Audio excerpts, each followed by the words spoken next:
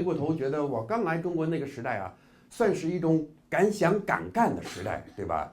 那什么叫敢想敢干呢？就是在那个时候，我们经常会觉得前2年不敢想的事情，现在突然有人做了，啊，是吧？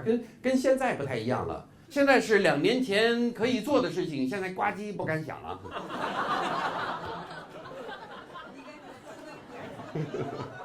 有这体会吗？我觉得好啊，这因为现在社会风气好了，是吧？社会风气好了。哎，我跟你们讲一个真实故事，在前一段时间在纽约演出，跟 Tony 一块去的，在法拉盛他前面也讲了一些。Tony 太坏了，你知道吧？就是因为我们上台，就是尤其在就是面向陌生的观众啊，要互动一下。Tony 在我前面演，他都互动完了，就是今天有没有北京的观众啊？哗，欢呼一片，有啊。上海的啊，福建的、广东的、台湾的留学生有没有啊？就什么人群他都交流过。我上台的时候，我心想，我跟谁交流啊？这海外华人社区里头呢，还有什么人群呢？哎，灵机一动，还真是有一个他没提到。今天呢，有没有刚刚从中国大陆跑出来的贪官？有没有？哎，你别说，底下还真的有人欢呼，好几个欢呼。我底下一看呢，全都指着旁边那人了，哇！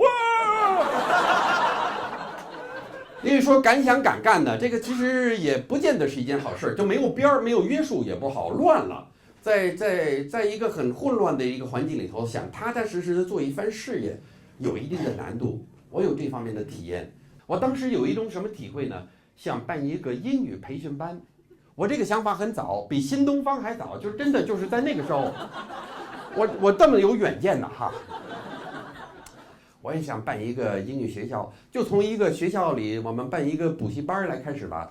那个时候我就找了我一个中国同学啊，跟他我好朋友，这个人怎么评价呢？就是其实学习很一般，成绩也不怎么样，我觉得商业头脑也没有我清醒，但是呢，他有一点非常好，就是英语口语好，他对英语有语感。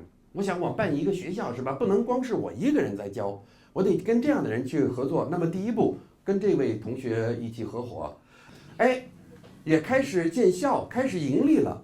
可是他也受这种疯狂时代的影响啊，就是越来越不满足于这么一步一步发展，越想越乱呐，想入非非呀。哎呦，一会儿什么冲出亚洲走向世界。哎呀，什么小企业要有大胸怀，哎呀，乱七八糟的，就是因为这个呢，我们意见分歧越来越大，越来越大，不好合作了。有一次我找他谈，坐起来非常诚恳地跟他说：“我说马云呐，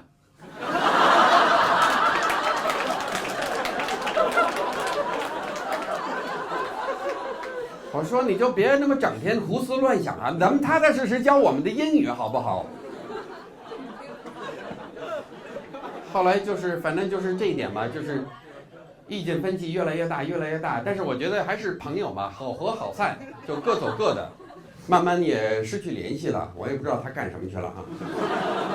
但是我觉得这么多年以后的今天呢，我还在这里，还在台上，而且还有这么多人来看我的节目，100多个人是吧？今天下午来看我的节目，我就觉得说明一个什么道理呢？坚持就是胜利。